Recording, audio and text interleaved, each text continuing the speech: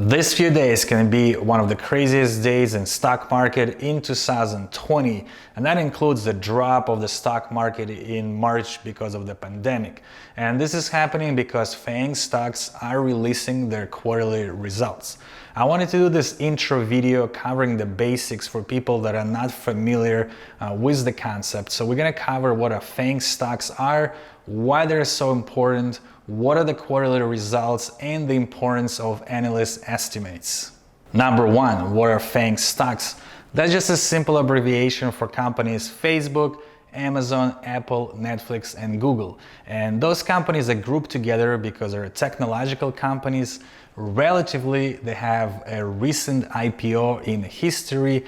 They're very popular, and because of their sheer size, they influence the whole market. Now, a side note here that in my personal opinion, Netflix should not be included in this group. As we covered in previous videos, Netflix is not making any money.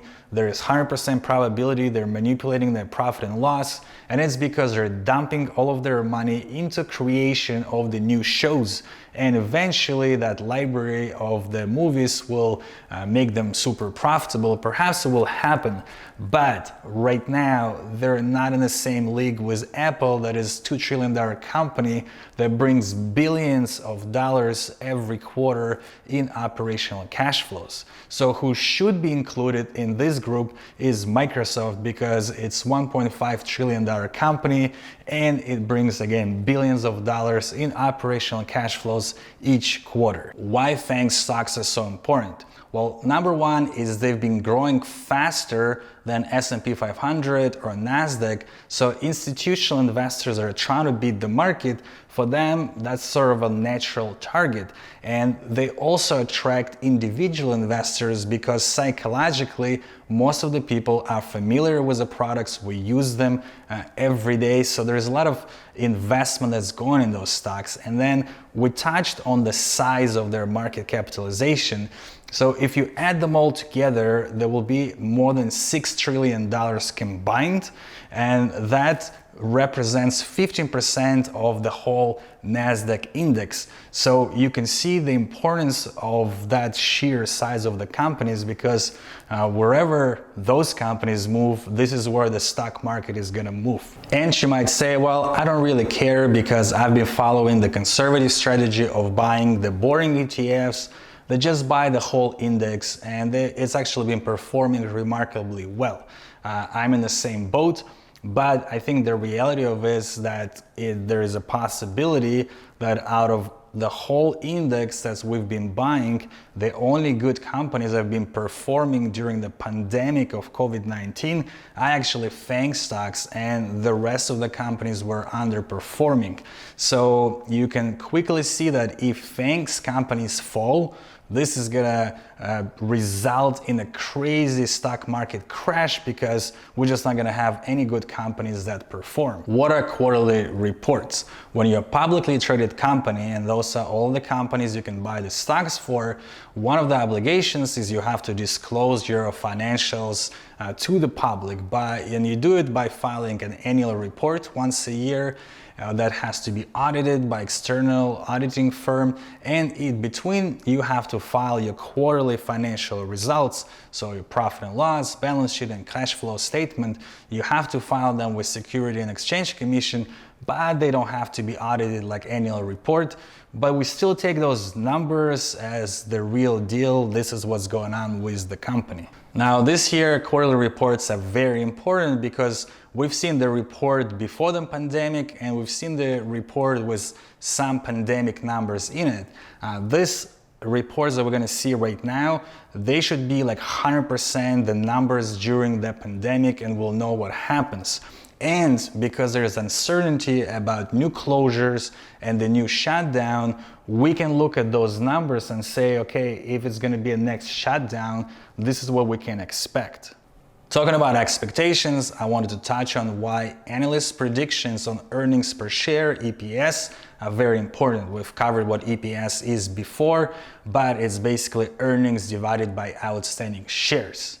You might think, what's the big deal? It's just a person, perhaps group of people with algorithms trying to predict some company's earnings without having insider knowledge of this company, so how accurate can they be.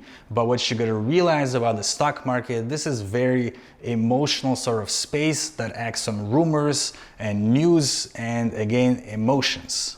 And this results in irrational stock prices moves. So for example, if analysts expect certain company to earn 71 cents per share, their quarterly report comes in, if they're in line with 71 cents, then the stock price is probably stable, perhaps goes a little bit higher. If it drops even like tenths of a cent or just like 1 cent, depending on how many stock outstanding you have, the price is gonna plummet, like pretty much guaranteed is gonna go down. And vice versa, if it beats earning estimates, the price is gonna go way up. Which is kind of crazy for me. Again, it's irrational because those analyst predictions, like why are they supposed to be that accurate? Why these few days are important is because on Wednesday and Thursday, pretty much all of the FAANG companies are releasing their quarterly results. So we'll have that look at the whole quarter of the pandemic. And if there's going to be a second shutdown, we'll have some sort of a data baseline to base what's going to happen with the earnings during that shutdown. And of course, on top of that, we have a crazy election in US that sort of adds the volatility to the stock prices. Now, usually what happens with these times, there are people that are traders that look at technical signals. They're looking to make money. They're looking to buy the rumors, sell the news. So they're trying to predict like which way those quarterly results will come. So they either buy stocks right before or short the stock right before the results and sort of gamble to see what's going to happen. So prior to earnings and right after earnings, you're going to see a lot of like trading activity, short squeezes, whatnot. Now, how does it affect me personally? Well, I'm a long-term investor, so I'm not really concerned with those fluctuations.